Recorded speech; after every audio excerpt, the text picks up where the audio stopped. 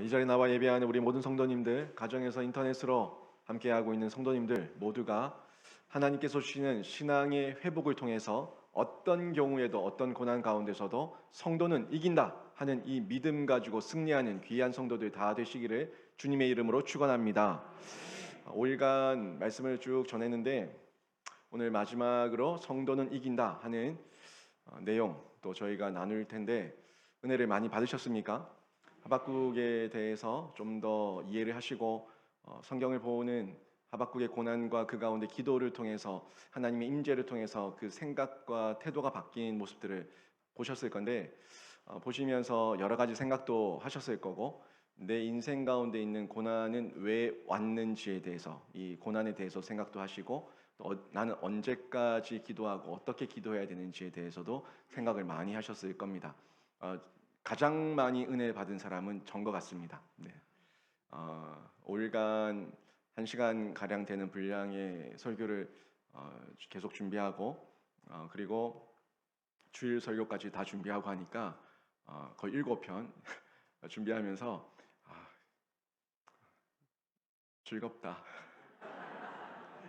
행복하다 하는 마음이 들었는데 네, 말씀에 흠뻑 젖어 있었습니다. 한 주간. 그래서 이번 주에 우리 카페 공사 때문에 1층을 다 뜯어낸다는 얘기가 있어서 제가 도망을 좀 가려고 했었는데 이번 주는 다행히 안 했어요. 소소하게만 하고 다음 주부터 이제 본격적으로 다 때려 부수기 때문에 참 다행이다 하는 생각도 들었고 셋째 날인가요? 그쯤에 한참 말씀을 준비하고 있는데 갑자기 주님의 임재가 임하면서 막 땅이 흔들리고 그래서 내려가 봤더니 우리 이신호 목사님과 장로님이 또 막 땅을 계속 부수고 있어. 그래서 주님 임재하시는 줄 알았다. 그랬습니다. 재밌었는데 이번 주 말씀에 흠뻑 젖을 수가 있어서 저도 너무 감사했고 저도 너무 행복했고 여러분들에게 나름 전달한다고 했는데 깨닫지 못한 부분 있다면 성령께서 계속해서 말씀 묵상하시는 중에 깨닫게 하시고 나에게 이해되게 하시고 해석되게 하시고 적용되게 하셔서 모든 말씀이 여러분의 말씀 되기를 다시 한 번 더 주님의 이름으로 축원합니다. 여러분, 이겼다 졌다 어떻게 결정하십니까? 여러분은 이 세상을 살면서 내가 이겼어, 내가 졌어 이런 어떤 결정 어떻게 하십니까? 어떤 기준을 가지고 여러분은 내가 이겼다 졌다를 얘기하십니까? 어릴 때 흔히 들었던 얘기가 울면 진 거야, 울면 진 거야 이런 얘기를 많이 들었고 남자는 선방이야 그런 얘기도 들어보고 있는데 아무튼 울면 진 거야라고 그런 얘기를 들었는데 어때요? 여러분 인생에게 이겼다 졌다에 대한 기준은 뭡니까? 우리 성도에게 이겼다 졌다의 기준은요 하나님이신 줄로 믿습니다. 하나님께서 이겼다면 이긴 거고요 졌다 하면 진 거예요.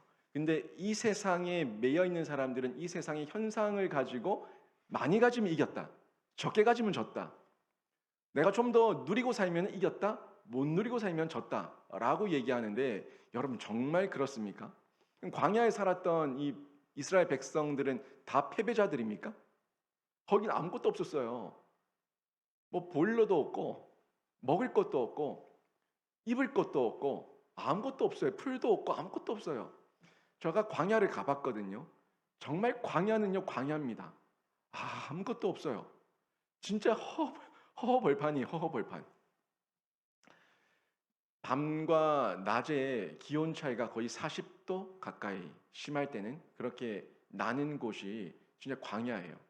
보통 한 20도 이상 이렇게 기온 차이가 나는 곳. 그러니까 불기둥이 없으면 살 수가 없어요. 구름 기둥이 없으면 뜨거워서 살 수가 없어요. 먹을 것이 없어요. 아무것도 없어요. 가진 거라고는 없어요. 그 사람들은 다 패배자입니까? 아니지 않습니까? 그들은 하나님의 임재 가운데 있었기 때문에 그들은 늘 주 안에서 승리자였고 주 안에서 행복과 즐거움과 기쁨을 만끽했던 사람들이 그들이었습니다. 우리가 그래요. 우리가 예수 안에 있고 하나님의 능력 안에 있으면 이겼다 졌다를 내 마음대로 판단하면 안 되는 겁니다. 우리의 영이 지금 내 육과 함께 있지만 이 영이 죽으면 끝나는 게 아니라 천국으로 직행하지 않습니까? 직행하잖아요. 그리고 예수 재림 때에 이 몸과 육과 영이 다시 하나가 되어서 완전한 부활체로 살아나게 될 건데, 부활하게 될 건데, 그때 다시 시작이라고요. 영은 계속 있고 육도 다시 시작이라고요. 이 영과 육의 완전한 완성체입니다. 완전한 변화체입니다. 근데 어떻게 끝났다고 얘기를 할 수가 있어요? 어떤 기준입니까? 도대체 어떤 기준으로 끝났다고 얘기하는 거예요? 이게 우리의 신념이고 태도인데, 내가 어떤 믿음을 가지고 신념과 생각을 가지고 사냐에 따라서 우리의 마음이 지옥이 되기도 천국이 되는 거예요. 내 안에 하나님이 없으면 세상의 모든 기준을 가지고 나는 진 거예요. 늘 패배자입니다. 왜요? 나보다 더 나은 사람이 늘 있거든요. 나보다 더 나은 사람은 항상 있어요. 지금은 내가 이 모습 가운데 있으니까 저 사람을 보면은 내가 졌어, 저 사람보다 졌어라고 하는데, 저 사람의 위치에 올라가면은 또 그 사람보다 또 위기가 있다고요. 그러면 또 진 거예요. 그러면 내 인생은 영원히 이 땅에 있는 동안 항상 진 겁니다. 그렇게 다 진 인생입니까? 패배자 인생이에요?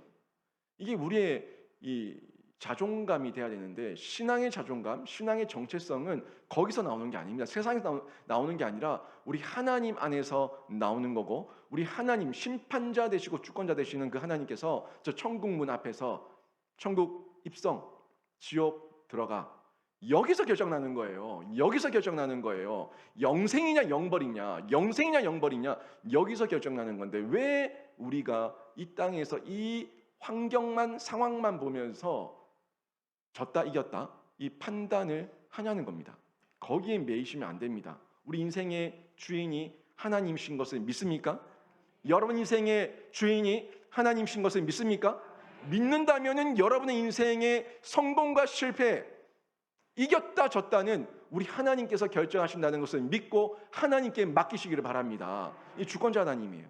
주권자 하나님 앞에 온전히 맡겼을 때 우리가 이제 성도로서 이기는 겁니다. 이기는 거예요. 주권자 하나님이 나와 함께 있는데 왜 졌다고 얘기합니까? 성도기 때문에 이기는 거예요. 세상 사람들은 질 수 있지만 성도기 때문에 이기는 거예요.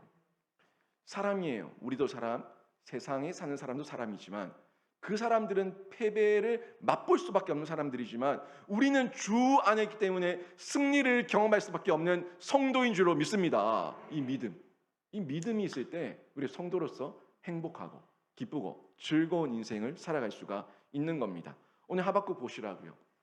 하박국의 인생이 그 바벨론 갈대아인들에 의해 가지고 우리가 짓밟힌다는 생각에 우리가 졌다, 우리가 패배자다 하는 마음을 가지고 있었던 그의 생각이 이 3장에 들어오니까 완전히 바뀌어버리죠.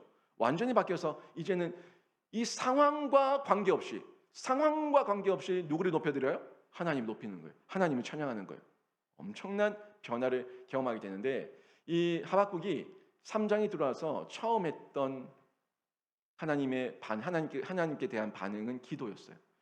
3장 1절에 보시면 분명히 나오죠. 시기 온옷에 맞춘 선지자 하박국의 기도라. 그죠?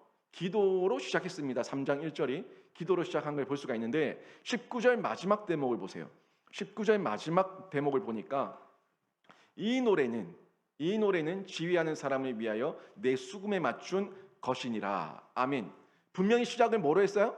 기도로 했어요. 근데 마지막이 뭐예요? 노래로 끝나고 있어요. 찬양으로 끝나고 있어요. 기도가 찬양이 된 겁니다. 기도가 하나님께 올려드리는 놀라운 찬양, 노래가 돼서 이 마음의 즐거움이 풍성한 거예요. 이런 변화를 하박국이 경험하게 되는데, 탄식의 기도였죠. 1장부터 계속 이어지는 이 탄식의 기도가 기쁨의 찬양으로 완전히 바뀌는 이런 변화를 하박국이 하고 있는 것을 볼 수가 있습니다. 이 모습이 우리가 배울 자세예요. 우리 성도들이 배울 자세인데, 이 모든 정상적인 기도, 우리가 하나님 안에서 바른 기도를 드렸을 때, 이게 우리의 기도를 드렸을 때 마지막이 찬양으로 끝나는 것, 이건 너무나 우리에게 주는 의미가 큽니다. 당연히 우리의 모습이 그래야 되는데 어떠세요, 여러분? 기도하면서 기도를 끝날 때 찬양으로 일어나십니까? 아니면 일어나실 때 절망으로 일어나십니까? 답답하고 갑갑하고 이 마음에 어떤 위로도 어떤 하나님의 격려도 없이 그냥 내 소리만 떠들어대다가 아이고 아니면 말고요 이러면서 일어납니까? 어떤 모습으로 여러분은 기도의 자리에서 일어나고 있냐는 거예요. 하박국 기도를 시작하고 나서 이 기도가 끝날 때는 하나님께 올려드리는 기도가 찬양이 되어서 마무리가 되고 있는 것을 보게 되는데, 이 하박국이 이렇게 찬양으로 마무리할 수 있었던 이유가 뭐라고 생각하세요? 하박국 마음 가운데 내 기도, 나의 기도를 하나님께서 들으신다는 그런 마음, 확신, 기쁨이 있기 때문에 그가 즐거워하며 기뻐하며 이렇게 찬양으로, 노래로 마무리할 수가 있었던 거예요. 18절 말씀만 보십시오. 18절 보시니까 이런 말씀이 나오죠. 나는 여호와로 말미암아 즐거워하며 나의 구원의 하나님으로 말미암아 기뻐하리로다. 아멘. 지금 뭐래요? 나의 여호와로 말미암아 기뻐한다고 합니다. 뭐 나의 재산으로 말미암아, 나의 부동산으로 말미암아, 나의 차로 말미암아 아니에요. 나의 여호와로 말미암아 기뻐한다고, 즐거워한다 얘기하고 있고, 나의 구원의 하나님으로 말미암아 기뻐한다고 분명히 말하는 것을 볼 수가 있습니다. 이 기쁨의 고백이 여러분의 고백이 되기를 바랍니다. 여러분, 이 바이러스 아시죠? 바이러스. 지금 이 코로나 바이러스 때문에 우리가 얼굴을 다 가리고 있는데, 얼굴 마스크 다 하시고 머리 모양만 똑같게 하고 지나가면 아무도 몰라요. 그냥 저분이 아까 지나갔는데 또 지나가시네. 이런 생각이 들 만큼 이 모양과 뭐 얼굴 눈빛과 이런 것들을 보면서 제가 누구시다 이렇게 맞추는데, 그런데 이 바이러스는요, 안 좋은 것도 바이러스지만 좋은 것도 바이러스입니다. 행복 바이러스 들어보셨죠? 짜증 바이러스도 있어요. 물론 바이러스라는 것 자체가 어떤 전염성을 가지고 있다는 그런 의미를 가지고 있는데, 안 좋은 부분에서 많이 쓰기는 하죠. 우리가 하나님 안에서 기쁨의 바이러스, 행복의 바이러스를 가지고 있으면 이거는요, 다른 사람들에게 전달됩니다. 이 짜증 바이러스, 짜증내는 사람 옆에 있으면 짜증이 나요. 경험해 보셨죠? 이 짜증내는 사람 옆에 있으면 내가 행복하게 갔다가도 왜 이래? 왜 이래 하다가 나중에는 어떻게 해요? 내한테 왜 짜증내는데? 막 이렇게 화내지 않습니까? 내가 뭐 했다고? 별꼴이네. 이러면서 왜 나한테 짜증내는데 하면서 막 짜증내지 않습니까? 짜증이 옮겨 붙은 거예요.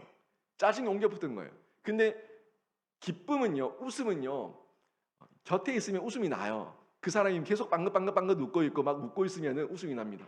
웃음 치료사 혹시 자격증 있는 분 계세요? 제가 웃음 치료사 자격증이 있어요. 별로 써먹진 않았지만 그냥 한번 해봤는데, 레크레이션 자격하고 같이 한다고 그래가지고 해본 적이 있는데, 거기 가면은 3분 동안 그냥 막 웃으라 그래요. 그래서 처음에 억지로 웃거든요. 억지로 웃다가 웃는 저 때문에 웃어요. 웃는 저 때문에 막 웃다가 웃는 저를 보고 사람들이 웃어요. 이 웃음 바이러스. 한번 웃어볼까요? 그냥 막 웃으면요, 막 웃음이 막 그냥 막 빵빵 터져요. 한 거 아무것도 없어요. 그냥 웃은 것밖에 없어요.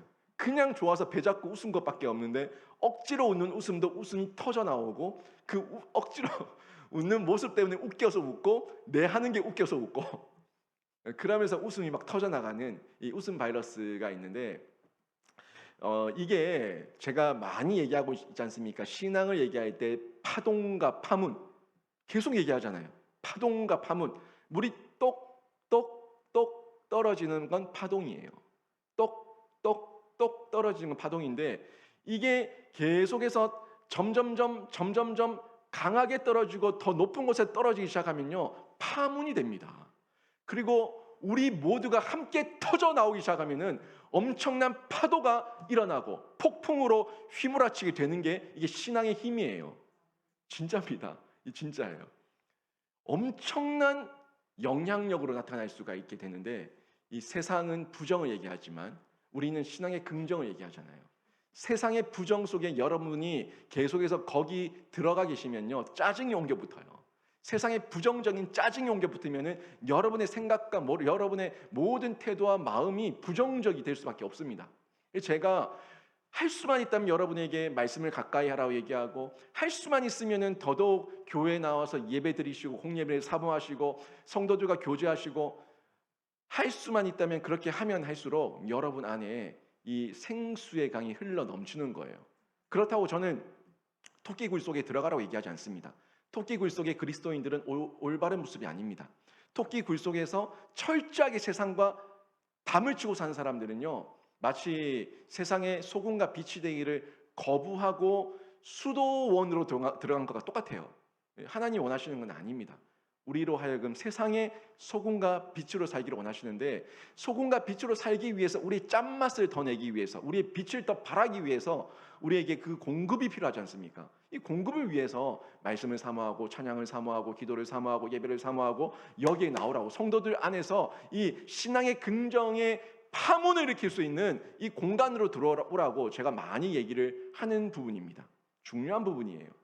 이런 부분인데, 지금 하박국의 이 노래가 19절 말씀에 보면은 혼자 하는 노래로 끝나지 않는 걸 볼 수가 있어요. 보세요. 19절 보니까 이 지휘자에 맞춰서 공동체가 함께하는 노래가 되어 있는 것을 볼 수 있지 않습니까? 하박국이 혼자 기도하고 혼자 하나님의 음성을 들은 것 같지만, 하박국이 선지자였잖아요. 제사장이었잖아요. 파수꾼이 되어가지고 그 성루에 올라가서 자신의 역할을 다 감당했잖아요. 그러고 나서 자기가 받은 은혜를 나누는 중에 지휘자의 지휘에 맞춰가지고 함께 공동체가 노래하는 이런 노래, 파문, 생명의 파문으로 일어나서 하나님을 함께 찬양하는 놀라운 변화로 나타나게 됐는데, 이게 중요하게 저희가 봐야 될 겁니다. 여러분 한 명이 기도하고 있지만 그 한 명의 기도를 통해서 한 명이 변화되면 그 한 명 때문에 부서가 바뀌고 사랑방이 바뀌고 가정이 바뀌고 우리 영신교회가 바뀌는 놀라운 역사로 일어나게 되는 줄로 믿습니다. 이 한 명이 중요한 거예요. 한 명이. 이 한 명이 너무너무 중요한 거죠. 느헤미야도 저희가 계속 묵상하고 있지만 그 느헤미야 한 명의 지도자를 통해 가지고 엄청난 파문이 일어나는 것을 보고 있지 않습니까? 이 한 명이 이렇게 귀한 역사를 이루게 되는 겁니다. 하박국, 처음에 자기가 있었던 이 기도가 아직 가보지도 않은 미지의 세계, 아직 안 가봤어요. 하나님께서 아직까지 우리에게 보여주신 세상이 아니에요. 그렇지만 그 미지의 상황을 향해서 전투의 나팔 소리를 부는 겁니다.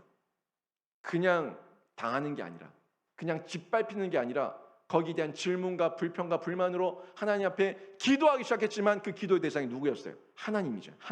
하나님을 향해서 소리치기 시작하니까 이거는 하나님 앞을, 하나님께서 주시는 그 은혜를 사모하는 전투, 영적 전투를 일으키는 이런 나팔 소리가 된 거예요. 그리고 나서 이후에 하나님 앞에서 지휘자와 함께 그 모든 공동체와 함께 찬양을 부르는 거는요, 승리를 확실하는 성도의 함성이 되는 겁니다. 함성. 여러분 기도 왜 합니까? 그냥 영적으로 짓밟히려고 하면은 기도 안 해도 됩니다. 그냥 육적으로 짓밟히려고 하면 기도 안 해도 됩니다. 여러분이 육적이든 영적이든 여러분 가운데 이런 변화와 도전이 있을 때, 부정적인 도전이 있을 때 여러분이 그것과 싸우기 위해서 기도하는 거 아니에요? 싸우기 위해서, 영적 전투하기 위해서 기도하는 거지 않습니까? 그거예요. 하박국이 불평도 했죠. 불만도 있었죠. 그거는 하나님 안에서 다듬어져 가는 거예요. 어떻든 저떻든 내가 이 부정적이고 이 불법한 것에 대해 가지고 하나님의 이름을 부르면서 기도하는 게, 그게 내가 싸우겠다는 전투의 나팔 소리인 거예요. 하나님을 의지해서 내가 싸우겠다. 그래서 기도하는 거예요. 영적으로 여러분 그것 때문에 기도하는 거지 않습니까? 내가 눌림이 있으니까, 영적인 부담이 있으니까, 영적인 부당함이 있으니까 이거 아니다. 하나님 도와주십시오. 나팔을 불면서 그 사단 마귀 권세들에게, 세상 공중 권세 잡은 자들에게 한번 와봐라. 나는 만군의 여호와 하나님, 그 하나님의 이름으로 내가 너희들과 함께 나가겠다. 너희들과 싸우겠다 하는 마음으로 나가는 거잖아요. 나중에 찬양을 부르는 거는 승리를 확신하는 기쁨이에요. 엄청난 변화죠. 이런 고백을 하박국이 3장에서 처음과 마지막 부분에서 보여주는 것을 볼 수가 있습니다. 여러분, 기도는요, 무릎으로 시작되지만 찬양은 하늘을 향해서 번쩍 올려든 두 손과 함께 열린 입술로 드려지는 겁니다. 무릎을 꿇고 하나님을 찾고, 그러다가 입술이 터져가지고 손을 들고 찬양하는 내 입술의 찬양, 내 입술의 고백, 내 입술의 간증, 내 입술의 하나님 영광을 올려드리는 모든 소리, 이것을 하나님께서 받으시게 되는데, 하박국이 그 모습을 우리에게 그대로 보여주고 있습니다. 하박국 3장에 보면은 여러분 하박국이 뭘 가지고 기도했는지, 무엇을 위해서 기도했는지, 또 무엇을 놓고 찬양하고 있는지 구체적으로 볼 수가 있는데, 본문에서 뭘 가지고 기도하고 있고 무엇을 가지고 기도하고 있고 무엇을 가지고 찬양하고 있는지 한번 살펴보도록 하죠. 먼저 하박국의 기도를 보시면요, 하박국의 기도는 진노 중에 긍휼을 베풀 것에 대한 기도를 하고 있는 것을 볼 수 있습니다. 그러니까 기도를 하고 있는데 하나님께서 진노 중에라도 우리에게 긍휼을 베풀어 주시옵소서 하는 기도를 드리고 있어요. 지금 2절 말씀 보세요. 여호와여, 내가 주께 대한 소문을 듣고 놀랐나이다. 여호와여, 주는 주의 일을 이 수년 내에 부응하게 하옵소서. 이 수년 내에 나타내시옵소서. 진노 중에라도 긍휼을 잊지 마옵소서. 아멘. 이렇게 지금 기도하고 있는 거예요. 여기서 지금 하박국이 소문을 듣고 놀랐다는 표현을 쓰고 있는데, 이 놀랐다는 두려워했다고 번역하는 게 좀 더 번역상 맞는 것 같아요.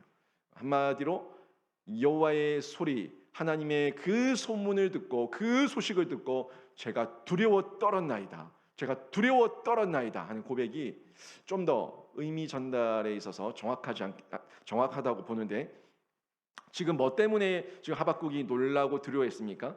2장에 이미 묘사되어 있는, 우리 앞부분에 봤었던 2장에 묘사되어 있는 바벨론 제국과 그 열국들의 심판을 들으면서, 심판의 소리를 들으면서 두려워 떠는 거예요. 왜요? 왜 두려워 떨어요?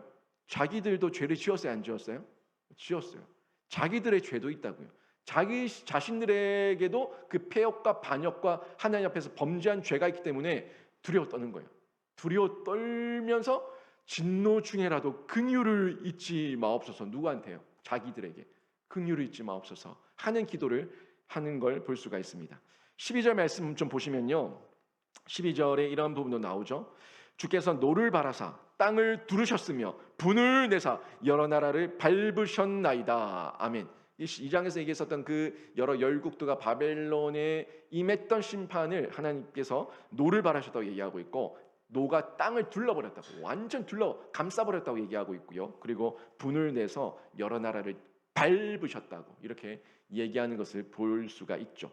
이 진노는 우리가 잘 알고 있는 공의의 하나님, 정의의 하나님, 심판의 하나님의 분명한 실현입니다. 실제적인 행동입니다. 이걸 볼 수가 있고, 그 모습들을 지금 5절에서는 역병으로 나타나는 것으로 묘사하고, 또 6절에서는 지진으로 나타나는 걸 볼 수가 있고, 또 8절에서는 홍수로 나타나는 이런 모습들을 통해서 이 세상 열국과 열방 가운데 천재지변을 통해서 완전히 연약한 피조물들, 하나님의 그 외침, 하나님의 진노의 소리, 하나님의 후 불어버리면 다 날아갈 그런 피조물들에게 임하는 천재지변, 이런 심판에 대한 소리들을 분명히 예언하고 있는 것을 볼 수가 있습니다. 하나님의 진노가 세상 나라에 이렇게 임하게 되는 거예요. 분명히 임하고 하나님께서 우리들을, 또 이 악한 자들을 징계하시고 심판하실 때가 있다는 것을 보여주고 있습니다. 그리고 이 진노는 이스라엘 백성들, 자기들도 죄를 지었기 때문에 자기들에게도 동일하게 임할 건데, 그런데 지금 하박국이 기도하는 것은, 하나님, 저들은 죽이는 심판이지만, 멸망하는 심판이지만 우리는 다시금 바로 세우시는 심판을 행해 주시옵소서, 이 간구를 하고 있는 거예요. 사실 우리 이 진노가 우리 믿는 자들에게는, 성도들에게는, 신자들에게는, 택함 받은 자들에게는 영원한 진노가 아니거든요. 영원한 끝난 심판이 아니거든요. 이걸 통해서 하나님께서 원하시는 게 뭐예요? 바로 세우시고 돌이키시고 회개하게 하시고, 이걸 통해 가지고 우리가 다시 하나님 안에서 바른 기도를 하고 희망과 소망을 가지게 하는 이런 내용을 우리에게 전달해 주고 있는 겁니다. 너 기도해라. 내가 이렇게 임할 거니까 너희들 기도해라. 그리고 나의 말씀을 붙들고 그 말씀을 통해서 희망과 소망을 가지고 그 가운데서 내가 너희에게 베풀 그 긍휼을 사모하면서 요청해라. 이 얘기 알려주고 있는 거예요. 우리는 이 모든 걸 다 해야 됩니다. 여러분 죄가 있습니까? 없습니까? 다 있어요. 우리도 다 죄가 있지만 하나님 앞에서 우리가 받아야 될 징계가 있다면 그것 또한 감당해야 되는 거예요. 우리가 받아야 될 징계가 있다면 그것 또한 감당해야 되는 거예요. 공의 하나님, 정의 하나님이시기 때문에 이걸 감당하지만 하나님, 그 중에서 제가 이 모든 영역을 바로 이해하고 바로 해석하고 바로 적용할 수 있도록 도와주시고 끝까지 희망과 소망을 놓지 않게 도와주시고 진노 중에라도 하나님께서 나와 함께 하시는 그 긍휼을 끝까지 베푸시고 제가 사모하게 해 주시옵소서 하는 기도, 이런 기도를 드릴 것을 하나님께서 우리에게 알려주고 있는 겁니다. 그리고 우리는 결국에 이 진노 중에 베푸실 긍휼 때문에 끝까지 하나님을 의지하면서 회복을 기대하는 거죠. 2절에 보면은 이런 말씀이 나옵니다. 수년 내에, 수년 내에. 이게 2번 반복돼서 나오는 걸 볼 수가 있어요. 수년 내라는 말은 어떤 얘기겠습니까? 말 그대로 하나님께서 속히 우리에게 임하셔서 우리에게 은혜를 베풀어 달라는 강조의 기도를 하는 겁니다. 여러분, 기도는 여러분 마음껏 하셔도 됩니다. 마음껏 하시면서 하나님 앞에 우리에게 베푸실, 우리에게 임하게 될 그 진노의 심판을, 징계의 심판을 조금이라도 감해 달라고 마음껏 기도할 수 있습니다. 어떻게든 기도할 수 있습니다. 왜요? 우리에게 희망이 있으니까, 소망이 있으니까, 진노 중에라도 베푸실 하나님의 긍휼이 있으니까 우리가 그걸 붙들고 기도하는 거예요. 예레미야가 3장 33절에 보면은 이런 말씀이 있어요. 우리 신자들에게 주시는 말씀인데 한번 읽어볼까요? 시작. 주께서 인생으로 고생하게 하시며 근심하게 하심은 본심이 아니시로다. 아멘. 이건 우리 신자들에게 주는 거예요. 우리 신자들의 인생 가운데 고생하게 하시며 근심하게 하심은 하나님의 본심이 아니라고요. 뭐가 있었어요? 원인이 있었어요. 우리의 죄가 있었어요. 우리의 반역이 있었어요. 우상 숭배가 있었어요. 또한 그것이 정말 아니라면은, 아무것도 아니라면은, 거기에 대해서 너무나 떳떳하다면은 섭리적 고난으로 또 우리가 이해하면서 하나님의 더 큰 연단을 통한 하나님의 선용, 우리를 쓰시고자 하는 하나님의 계획, 이 부분을 기대하면서 더더욱더 뛰어드는 믿음을 보여야 되는 것을 확인할 수가 있습니다. 결국 우리를 다 돌이켜 새롭게 세우시기 위해서 우리 인생에게 고생도 주시고 근심도 주시지만 본심은 바로 세우는 거예요. 살게 하는 거예요. 회복하게 하는 거예요. 이게 본심이라는 걸 알 수가 있죠. 결국 하나님의 사랑에 기인한 징계, 사랑에 근거한 진노, 이렇게 볼 수가 있습니다. 시편 30편 5절에서 이런 말씀이 나오는데 우리 같이 한번 읽어볼까요? 같이 읽습니다. 시작. 그의 노염은 잠깐이요 그의 은총은 평생이로다. 저녁에는 울음이 깃들일지라도 아침에는 기쁨이 오리로다. 아멘. 저녁, 밤 잠깐입니까? 영원입니까? 밤 잠깐입니다. 새벽이 옵니다. 아침이 옵니다. 잠깐입니다. 지금 노염은 잠깐이요 그의 은총은, 여호와의 은총은 평생이로다. 분명히 얘기하고 있죠. 저녁에는 울음이 깃들지라도 아침에는 기쁨이 오리로다 얘기하고 있는데, 이 모든 것을 보면서 하나님의 섭리 가운데 우리가 이해하고 받아들이고 또 희망이 있다고, 소망이 있다고, 하나님의 은혜가 있다고, 이걸 바라봐야지. 더 긍휼을 베푸시는 그분을 바라봐야지. 잠깐 지나갈 여기에 매여가지고 내 인생을 판단할 필요가 없다고요. 졌다, 끝났다 얘기할 필요가 없다는 겁니다. 이걸 우리가 중요하게 봐야 되는데, 이 약속이 하박국 3장에서도 기도의 응답으로 나타나는 것을 볼 수가 있죠. 13절 말씀 보십시오. 13절 보시면은 이 하나님 앞에 이 하박국이 진노 중이라도 긍휼을 베풀어 주시옵소서 기도했었던 이 기도에 대해서 구원의 은혜를 베푸신 하나님의 약속이 나옵니다. 13절 보십니다. 같이 읽습니다. 시작. 주께서 주의 백성을 구원하시려고 기름 부음 받은 자를 구원하시려고 나오사 악인의 집에 머리를 치시며 그 기초를 바닥까지 드러내셨나이다. 아멘. 보세요.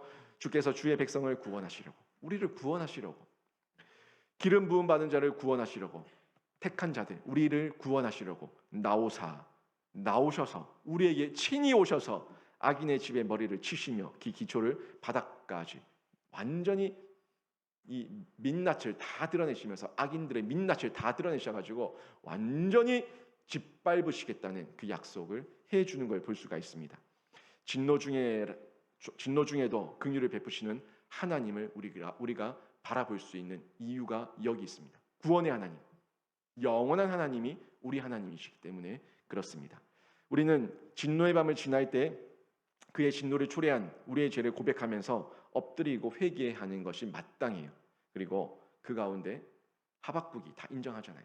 하고 나서 이 하나님께서 나를 구원하실 것이라는 확신이 오니까 하박국 마음에 평강이 오는 거예요. 평강이 오니까 노래하는 거예요. 찬양하는 거예요. 제가 어제도 말씀드렸지만 하박국이 살았던 그 시대적 상황이 바뀐 건 아무것도 없어요. 그런데 뭐가 왔어요? 구원의 은혜에 대한 확신이 온 거예요. 그러니 이 상황 속에서도 마음껏 찬양하고 기뻐하고 노래할 수가 있는 이런 변화로 나타나게 된 거죠. 예레미야 애가 3장 1절 말씀에 이렇게 나타납니다. 같이 한번 읽어볼까요? 시작. 여호와의 분노에 매로 말미암아 고난 당한 자는 나로다. 아멘. 여호와의 분노의 매로 말미암아서 고난 당한 자는 나다라고 얘기하고 있어요. 이 예레미야 애가도 남유다의 멸망 때에 예레미야를 통해서 지어진 애가 아닙니까? 비슷한 시기예요. 비슷한 시기. 근데 이 고난 당한 자는 나다, 우리다, 이 남유다, 우리 민족이다라고 얘기했는데 이 분명히 고난이에요. 고난인데 예레미야가 3장 22절에 보니까 또 이렇게 나옵니다. 3장 22절에 고난이 지났어요. 3장 22절 같이 읽습니다. 시작. 여호와의 인자와 긍휼이 무궁하심으로 우리가 진멸되지 아니함이니이다. 아멘. 여호와의 인자와 긍휼이 어떻다고요? 무궁하심으로 우리가 진멸되지 않아요. 진멸되지 않아요. 진멸된다는 것은 완전히 죽여 없애는 겁니다. 멸망이 끝나는 거예요. 하나님의 심판으로 이미 끝난 거예요. 끝난 거. 근데 택한 자들, 하나님의 신자들과 성도들과 그 구원받은 백성들은 진멸되지 아니함이니이다. 이렇게 고백하는 거. 이게 우리에게 희망이 되는 거예요. 끝나지 않았어요. 여러분 3장 1절에서 고난이 왔어요. 지금 고난 중에 있어요. 하지만 우리가 끝났어요? 끝나지 않았어요? 끝나지 않았어요. 끝나지 않았으면은 하나님을 바라보면 다시금 희망과 소망이 생기고 구원의 확신을 통해 가지고 또 다시 도약하고 진노 중에라도 긍휼을 베풀어 달라고 하나님께 기도하는 성도로 회복될 줄로 믿습니다. 이게 소망 있는 자의 모습이에요. 소망 있는 신자의 모습입니다. 이걸 우리가 가지게 되는 거죠. 하나님의 인자와 사랑, 그 긍휼이 우리의 희망이고 소망인 겁니다. 그래서 이 말씀을 듣고 이 사실을 구원의 확신을 경험하고 체험하고 확신하게 된 이 하박국 기도하게 되고 기도 이후에 노래하게 되고 찬양하게 되는 겁니다. 또 어떤 기도를 드리는지 봅시다. 빠른 회복에 대한 소원을 기도하고 있어요. 진노 중에 우리가 하나님 앞에 매를 맞았어요. 아파요. 그때 빠른 회복을 요청하는 거예요. 빠른 회복의 소원을 빚는 거 이거 당연히 해야 되는 겁니다. 이건 잘못된 게 아니에요. 신자이기 때문에 특권이에요. 진노 중에라도 긍휼을 베푸실 하나님의 특권을 가지고 있기 때문에 우린 더더욱 소리쳐서 기도할 수가 있는 겁니다. 보세요. 2절 말씀 또 봅니다. 다시 보세요. 여호와여 주는 주의 일을 수년 내에 부응하게 하옵소서. 이 수년 내에 나타내시옵소서. 아멘. 얘기하고 있는데 여기에 부응이라고 하는 단어가 나오죠. 부응. 이 부응은요. 히브리어 원어를 보게 되면 하야라는 단어를 쓰고 있어요. 하야.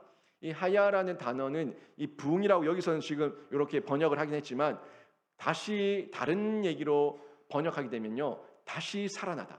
다시 회복되다. 이런 의미를 가지고 있어요. 다시 소생케 되는 거. 그러니까 처음에 생명이 있었던 거예요? 없었던 거예요? 있었던 거예요. 있었던 건데 약화된 거. 또는 거진 죽은 것처럼 된 것, 이것을 다시 소생시키는 거예요. 다시 살아나게 하는 거예요. 이 부흥이에요. 부흥. 이 부흥 다시 살아나게 해 주시옵소서 하는 기도를 드리고 있는 건데 여러분 가운데 예수의 생명이 있었습니까? 여러분 가운데 예수의 감동이 있고 감격이 있었습니까? 예수를 향한 그 첫사랑이 있었습니까? 그때 여러분이 기도하는 거예요. 이 잡잡하게 식어져 있는 메마른 내 심령을 보면서 하야 이 부흥을 주시옵소서, 다시 솟생케 해 주시옵소서 하는 기도를 드리는 거예요. 그런데 한 번 하고 두 번 하고 응답이 없을 때 끝났다. 내 인생, 내 영혼 끝났다. 그게 아니라 수년 내에 부흥케 해 주시옵소서 하는 기도를 드리는 거예요. 이 수년 내에, 이 짧은 시간 내에, 결국 수년 내는요 문자 그대로의 수년이 아니라 하나님 가장 짧은 시간 내에 진노 중에라도 긍휼을 베풀어 주시옵소서 하는 기도입니다. 매달리세요. 여러분 심정에 기도의 입술이 벌어지지 않고 기도의 내용이 생각나지 않고 입이 다물어져 있고 잠잠히 기다리는 게 아니라 아예 처음부터 기도가 시작되지 않으면은 하나님께 매달리시라고요. 하나님 그때 저에게 방언해 주시고 은혜를 주시고 기도의 제목들을 주시고 감사의 제목들을 주시고 눈물을 주시고 콧물을 주시고 땅바닥에 뒹굴면서 나의 모든 죄를 통회하며 자복하며 회개하게 하셨던 그때의 그 감동과 감격이 오늘 갑절이 되기를 원합니다 하는 마음으로 기도하는 거예요. 계속 부르시는 거예요. 의지적으로 간구하는 중에 하나님께서 우리들의 부르짖음을 들으실 줄로 믿습니다. 기도하는 거예요. 하박국이 지금 이런 기도를 지금 드리는 거지 않습니까? 하나님, 제가 죄 지은 것도 인정하고 우리 민족이 죄를 범한 것도 인정하고 다 알겠는데 하나님, 우리가 연약하고 또 부족하고 인내가 없는 인간이라 하나님 다시 한번 간구하오니 신속하게 회복시켜 주시고 신속하게 진노 중이라도 짧은 시간 안에 긍휼을 베푸셔서 우리로 하여금 하나님을 더 사모할 수 있는 사명 감당할 수 있는 그런 나라와 민족이 되게 해주시옵소서 하는 기도를 하고 있는 거예요. 여러분 사명 감당해야 될 거 아닙니까? 다 늙어가지고 등 굽고 눈 어둡고 귀에 보청기 끼고 그러고 나서 사명 감당하겠다고 불받지 마시고 여러분 할 수 있을 때 더 하십시오. 선교지도 나가실 수 있을 때 좀 힘이 있을 때도 나가보시고 은퇴하고 나서 힘 다 빠져가지고 성교사님 도우러 가서 짐 대지 마시고 힘이 있을 때 좀 더 나가시고 힘이 있을 때 더 나가시라고요. 있는 힘껏 나가시라. 있는 힘껏. 그때 그 젊음을 불사르라고 주신 거예요. 돈 있을 때 저축한답시고 하나님 앞에서 인색하지 마시고 일하고 경제력 있고 하나님께서 주시는 게 있을 때 드리시고 그 사명 감당하라고 우리에게 주신 것들 이걸 우리가 활용하고 선용할 때 하나님께 영광이 되는 거예요. 하나님 기뻐 받으시는 거예요. 그게 부흥이 되는 거예요. 제가 사랑하는 이천원광교회 원로이신 조성모 목사님 이번 추석 때 경기도 용인에 가서 잠시 인사를 드리고 왔어요. 그때 목사님이 저한테 그 얘기를 하더라고요. 내가 말이야 요 앞에 교회를 가는데 목사님이 설교를 너무 잘해. 정말 저렇게 잘하는데 왜 이렇게 부흥이 안 되나? 이런 생각이 들어. 이 얘기를 하시는 거예요. 목사님 제가 한번 기회만 되면은 한번 코로나만 아니면 벌써 한번 모셨을 건데 한번 모셔서 종성 목사님 그래도 제자가 또 부임한 교회 강단에서 설교하실 수 있도록 기회를 한번 드리고 싶은데 더 늙기 전에 드리고 싶은데 코로나 때문에 위임식 때도 못 오시고 뭐 이렇게 했는데 목사님이 설교를 참 잘하세요. 목사님도 자막을 그 옛날에 자막을 쓰시면서 참 설교를 또박또박 정말 쏙쏙 들어오게 말씀을 정말 잘하시는 목사님이신데 목사님이 또 이렇게 설교를 잘한다고 칭찬하는 거를 제가 처음 봤어요. 그래서 정말 잘하시는가 보다 이 생각을 했는데 그 목사님 하는 얘기가 근데 코로나 때문에 그런지 참 사람이 너무 없어 이 얘기를 하시고 그리고 이 참 아멘 해야 되는데 성도들이 아멘을 안 해. 사람들이 영적으로 식어 있어 이 얘기를 하시더라고요. 김 목사 교회는 어때? 이렇게 물으시더라고요. 저희 교회는 아멘 잘합니다. 아멘 잘합니다. 막 그랬죠. 저희 교회는 불만 던지면 그냥 불이야. 퍽퍽 터져 나갑니다. 그러니까 좋아. 그게 분위기야. 그래야 교회가 부흥이 돼. 이 얘기를 하시더라고요. 그 얘기를 하는데 제가 이 부흥을 생각하게 되면서 이 부흥은 정말 이 외적으로 숫자만 늘어나는 게 부흥이 아니라 사람이 내적으로 부흥해야지. 사람이 내적으로 부흥해야지 그 내적 부흥이 나의 영적 부흥이 뭐가 된다고요? 파동이 돼가서 파문이 돼가지고 외적 부흥으로 나타나는 것을 경험하게 되는 겁니다. 지금 부흥을 주시옵소서, 부흥케 해주시옵소서 얘기하고 있는 이 하박국의 기도 가운데 뭐예요? 식어 있다는 거예요. 자기도 힘이 빠져 있고 이 백성들이 다 식어 있는데 하나님, 이 성도들의 심령 가운데 불을 던져 주셔서 불타오르게 해 주시옵소서, 불타오르게 해 주시옵소서. 내적 부흥을 통해서 이 나라와 민족과 공동체가 다시금 회복되는 역사가 일어나게 해 주시옵소서 하는 기도로 제가 받아들여 주는 거예요. 우리 영신교회 가운데 여러분, 우리 안에 사람 머리 숫자에 연연하지 않고 여러분 한 명 한 명이 살아나면, 여러분 한 명 한 명이 내적으로 살아나면은 외적인 부흥이 더불어서 나타나게 될 줄로 믿습니다. 생명이 있는 곳에 생명의 향기가 나요. 생명의 향기가 나면은 생명의 갈급한 자들이 모여듭니다. 여러분 보세요. 이제 코로나 지나가고 나면은 지금 신앙의 바닥을 친 성도들이 굉장히 많아요. 방황하고 헤매고 교회를 정하지 못하고 신앙이 그냥 민낯이 다 드러나고 엄청나게 방황하며 유리하는 성도들이 많을 겁니다. 여러분이 다 구해내셔야 돼요. 영신교회에 생명의 불이 있고 영생의 불이 있으면은, 성령의 불이 있으면은 그 방황하는 사람들이 다 와서 이 강단을 통해서 소생되게 될 줄로 믿습니다. 이 믿음을 가지고 있어야 돼요. 여러분이 불타셔야 됩니다. 이 가운데 있을 때 우리가 하박국 3장 3절처럼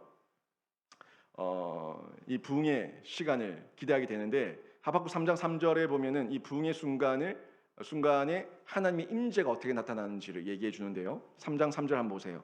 하나님이 대만에서부터 오시며 거룩한 자가 바란산에서부터 오시는도다. 셀라. 그의 영광이 하늘을 덮었고 그의 찬송이 세계에 가득하도다. 아멘.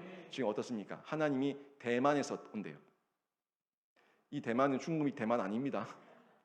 이 대만은 다른데 요단 동편의 에돔 지역을 이 대만이라고 했습니다. 그리고 이 바란산은 그 시내산과 에돔 사이에 있는 그 산지의 이름, 이쪽을 바란산이라고 얘기하는데, 보세요, 여러분. 이런 내용들을 지금 얘기하시면서 이 이방 지역에서 하나님께서 택한 자들을 위해 가지고 어디로 오신다고요? 이스라엘 땅으로. 이 택한 자들이 있는 곳으로 오신다는 이 구원의 임재의 모습을 말씀해 주고 있는 거예요. 4절부터 15절은 어떻습니까? 4절부터 15절은 하나님의 임재가 이 임재가 우리에게는 구원으로 임하지만 이 세상 나라 가운데는 멸망으로 임하는 걸 보여주고 있죠.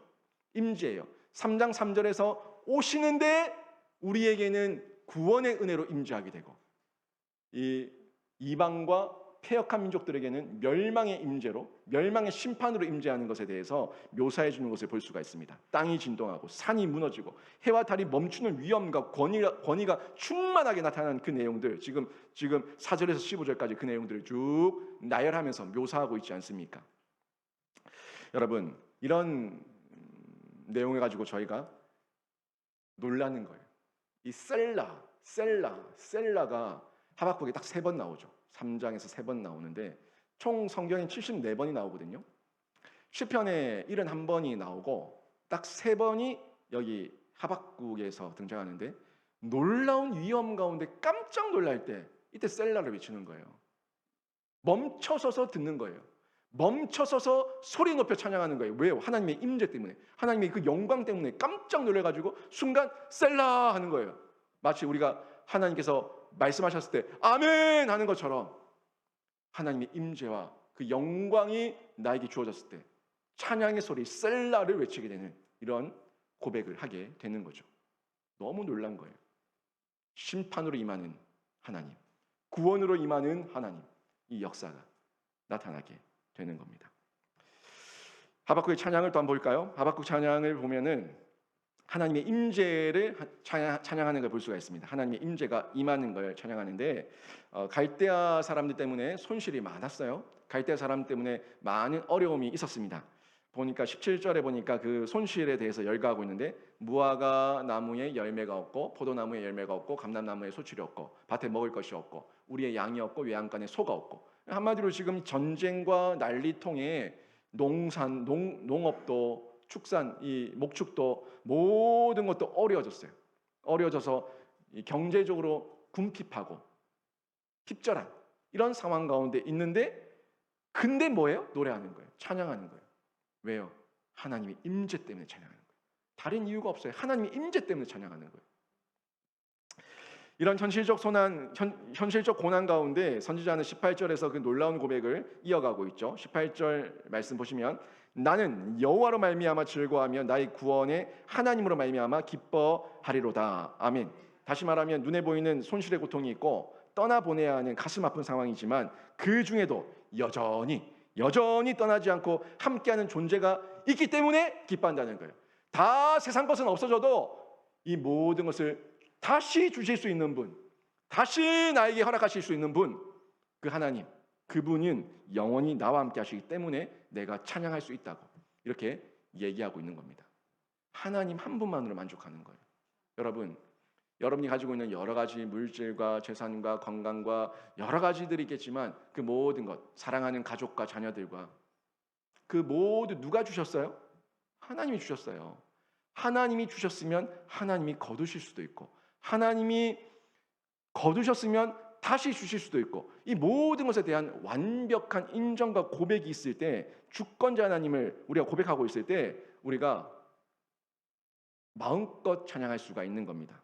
여러분, 만약에요, 여러분이 소중히 여기는 게 있는데 하나님이 주셨다고 고백했어요. 하나님 주셨다고 다 고백했어요. 여러분 돈, 집, 차 다 하나님 주셨어요. 근데 만약에 자녀들까지 다 하나님 주셨는데 그 중에 하나를 하나님 데리고 가셨어요. 갑자기 데리고 갔어요. 뺏어갔어요. 갑자기 없어졌어요. 그럼 여러분 어떡할 겁니까? 그 없어진 하나 때문에 하나님을 버릴 겁니까? 하나님을 원망할 겁니까? 하나님을 부인할 겁니까?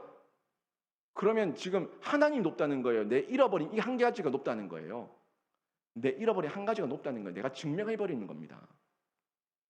내한테 있는 것, 이 모든 것을 하나님께서 주신 것이기 때문에 주신 이도 하나님이시고 거두시는 이도 하나님이시라는 고백이 있을 때 거기에 대해서 평정심을 누릴 수가 있는 거예요. 없어도 아프죠. 손실이죠. 가슴이 무너지죠. 그래도 하나님께서 또 주실 수 있는 분이라고 하는 이 믿음이 있기 때문에 하나님을 원망하지 않는 거예요. 이게 우리에게 있어야 되는데, 만약에 하나님께 받은 것 때문에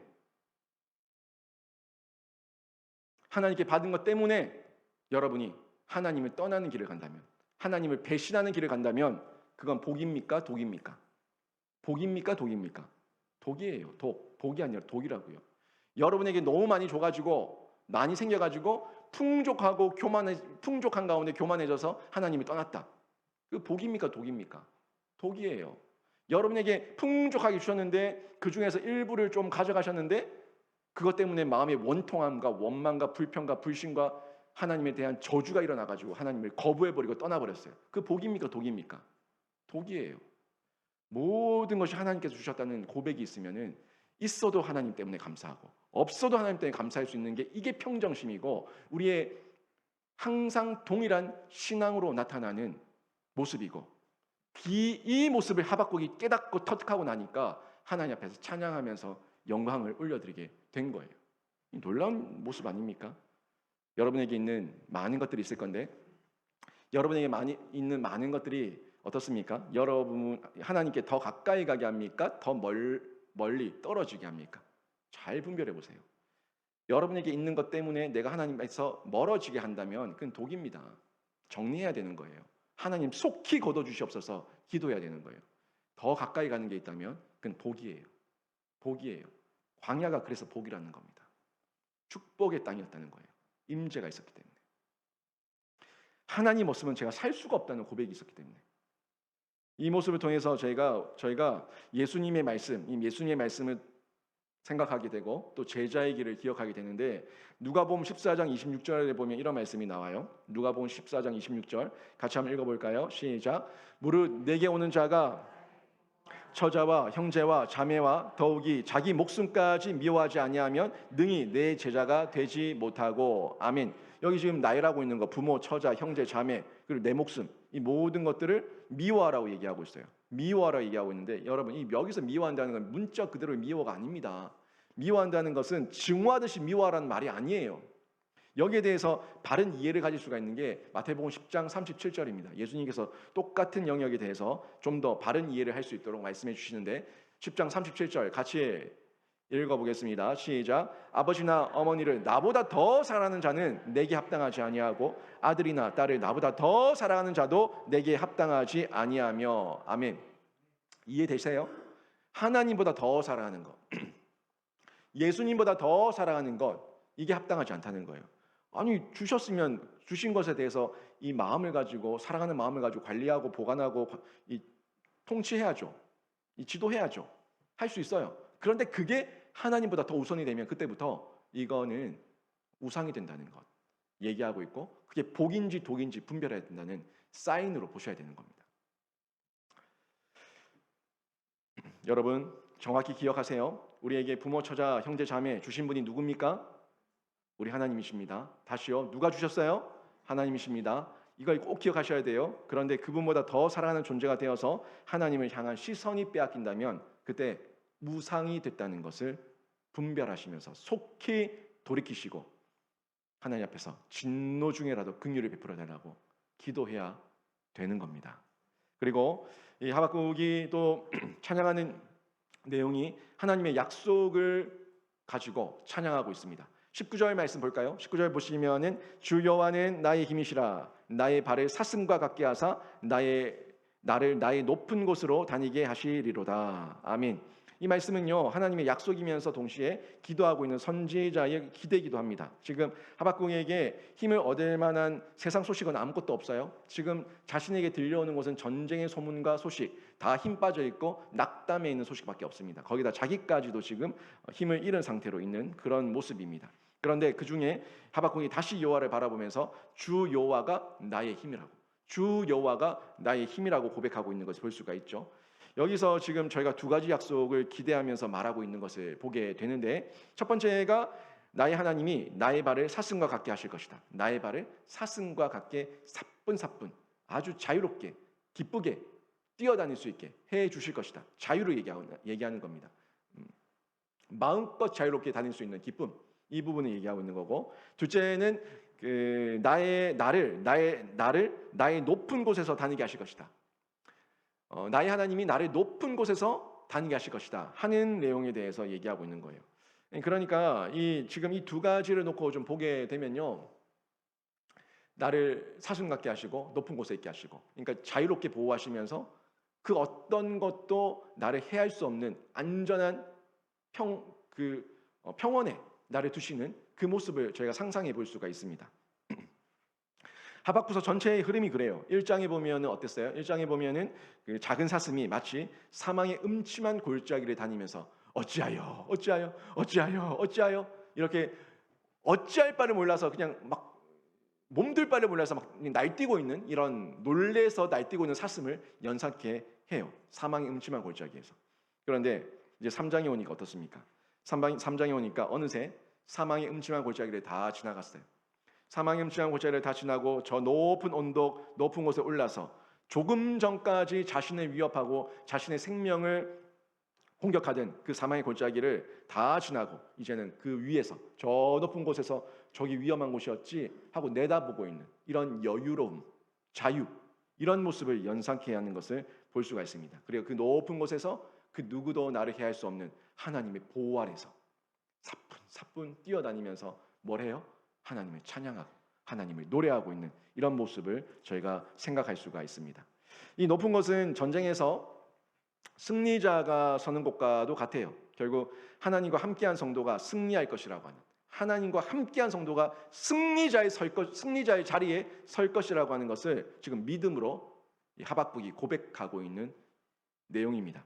이미 그 하박국이 2장 1절에서 얘기했었죠. 선지자가 그 도시에서 가장 높은 성루에 올라가서 거기서 하나님의 음성을 기다리겠다고 얘기했던 부분을 제가 기억하게 되는데, 거기에서 물이 바다를 덮은 같이 여호와의 영광이 인정하는 새로운 세상, 하나님의 도우심이 있는 새로운 세상의 도래를, 승리의 체험을 이제 3장에 와서 경험하게 되는 거예요. 이런 흐름 가운데 1장, 2장, 3장이 쭉 나오는 걸 볼 수가 있죠. 시편 18편 33절에 보면 이런 약속이 또 나와요. 우리 하박국에 있었던 약속과 비슷한 약속인데 이 다윗에게 있었던 고백이 다윗이 했었던 고백이거든요. 한번 같이 읽어보겠습니다. 시작. 나의 발을 암사슴 발 같게 하시며 나를 나의 높은 곳에 세우시며. 아멘. 너무 비슷하죠? 나의 발을 암사슴 같게 하시며 나의 발을 높은 곳에 세우시며. 이 승리, 하나님으로 인한 승리, 하나님으로 인한 자유, 이 모든 것을 하박국도 고백하고 있고 지금 다윗도 고백하고 있는 것. 이 신앙의 이 은혜를 체험한 자들이 고백하는 모습을 볼 수가 있습니다. 19절 보시게 되면은 오늘 본문 19절 보시게 되면 나의 높은 곳으로 다님이라는 표현이 나오는데 완전한 결국에 회복의 이미지를 전달해 주는 메시지다 하는 것을 확인할 수가 있습니다. 또 시편 32편 13절 말씀 한번 볼까요? 시편 32편 13절 보시면은 같이 한번 읽어볼까요? 여기는 이제 우리에게 이런 자유와 은혜를 주신 그곳에서 하나님의 풍성한 공급을 주시겠다는 약속이에요. 신명기 32장 13절 같이 읽습니다. 시작. 여호와께서 그가 땅의 높은 곳을 타고 다니게 하시며 밭에 소산을 먹게 하시며 반석에서 꿀을 굳은 반석에서 기름을 빨게 하시며. 아멘. 풍요롭지 않습니까? 여기도 그가 땅의 높은 곳에서 승리의 자리예요.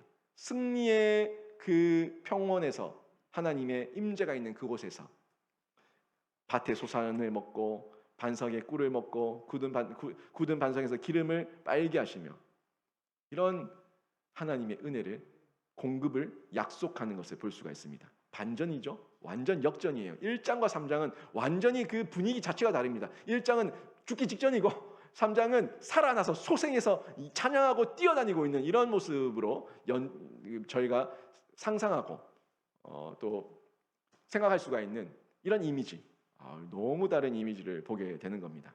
우리를 둘러싼 이 삶의 고난을 완벽하게 새롭게 바꾸시는 하나님의 말씀이 이렇게 역전으로 나타나게 되는 겁니다. 이사야 40장 31절 한번 보실까요? 같이 한번 읽어보겠습니다. 시작. 오직 여호와를 앙망하는 자는 새 힘을 얻으리니 독수리가 날개치며 올라감 같을 것이요 다른 박질하여도 곤비하지 아니하겠고 걸어가도 피곤하지 아니하리로다. 아멘.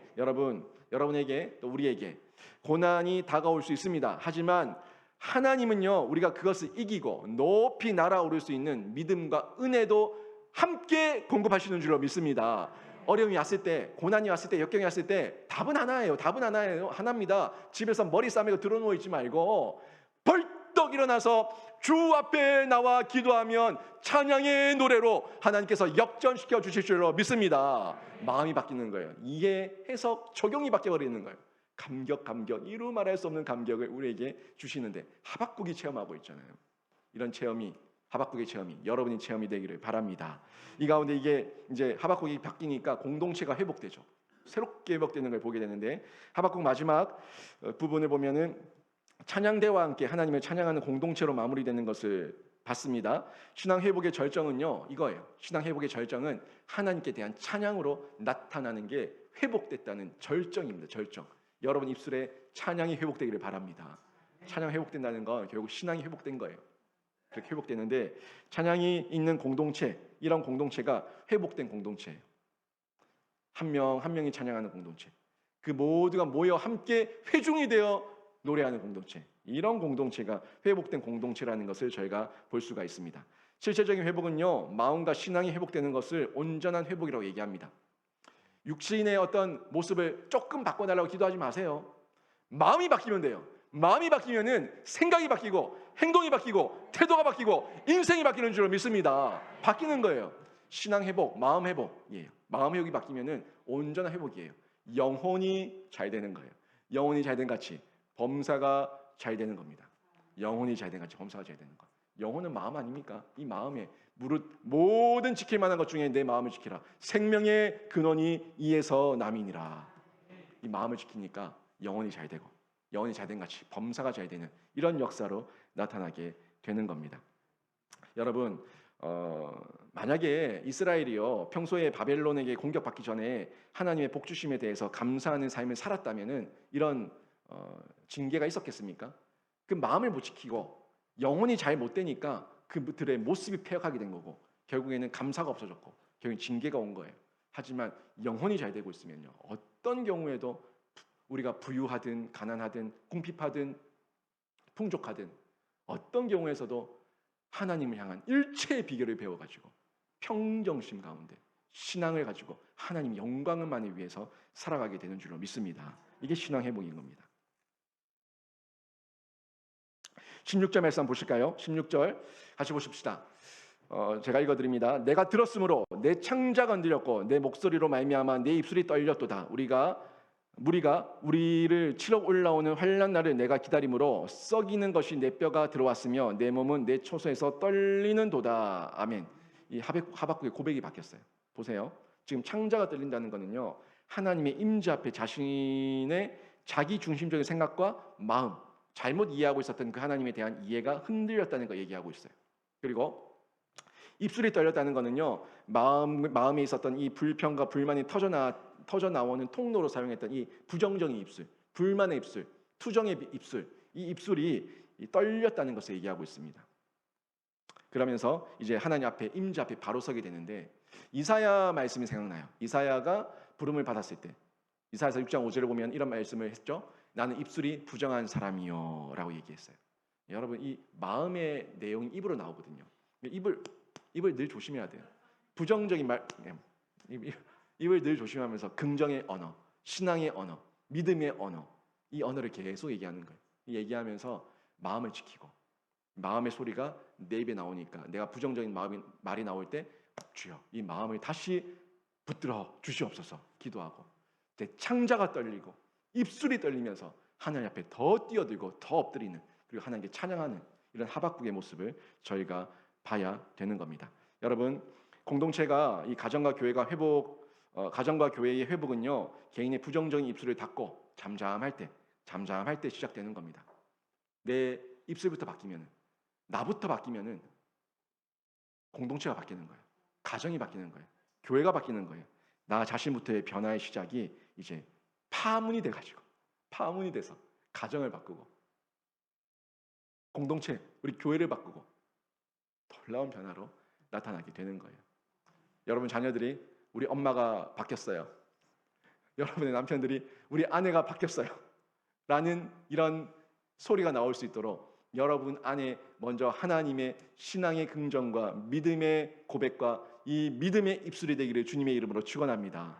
이렇게 되니까 하박국이 이제 17절부터 19절까지 놀라운 고백을 하지 않습니까? 같이 한번 읽어봅니다. 같이 읽습니다. 시작. 비록 무화과 나무가 무성하지 못하며 포도나무에 열매가 없으며 감람나무에 소출이 없으며 밭에 먹을 것이 없으며 우리의 양이 없으며 외양간에 소가 없을지라도 나는 여호와로 말미암아 즐거하며 나의 구원의 하나님으로 말미암아 기뻐하리로다. 주 여호와는 나의 힘이시라. 나의 발을 사슴과 같게 하사 나를 나의 높은 곳으로 다니게 하시리로다. 이 노래는 지휘하는 사람을 위하여 내 수금에 맞춘 것이니라. 아멘. 여러분, 이 상황 가운데 하박국처럼 노래할 수 있습니까? 이렇게 엎고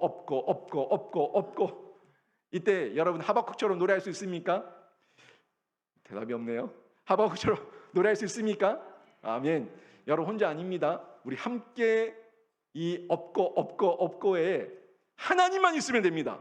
하나님만 있으면 됩니다 하는 고백으로 여러분도 하박국처럼 노래하는 귀한 성도들 되시기를 바랍니다. 우리 함께 한번 찬양해 봅시다. 하박국의 찬양, 무화과의 나무 잎이 마르고, 함께 한번 찬양해 볼까요? 우리 신나게 박수 치면서 저의 고백이 되기를 바랍니다 하는 마음으로 함께 찬양합니다. 무화과 나뭇잎이 마르고 포도 열매가 없으며 감람나무 열매 그치고 논밭에 식물이 없어도 우리의 양떼가 없으며 소약한 소간이 없어도 난 여호와로 즐거워하리. 난 여호와로 즐거워하리. 난 구원의 하나님을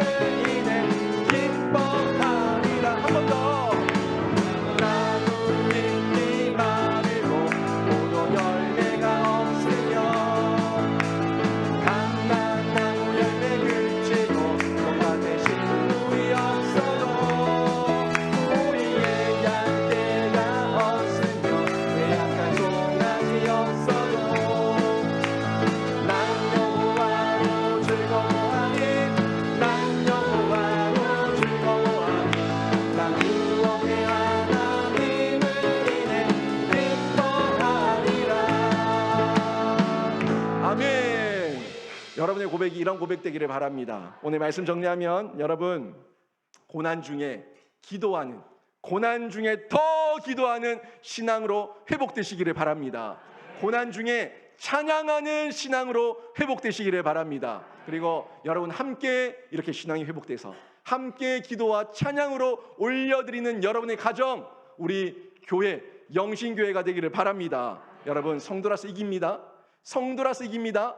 세상 사람들은 하나님이 없어지지만 성도는 하나님이 있기 때문에 구원의 하나님으로 인해 승리하게 된다는 이 믿음의 결론을 가지고 어떤 경우에도 이겨내시고 또 한 번 역사로, 또 한 번 기적으로 일하실 하나님을 바라보면서 소망을 얻으시는 귀한 성도들 다 되시기를 주님의 이름으로 축원합니다. 아멘.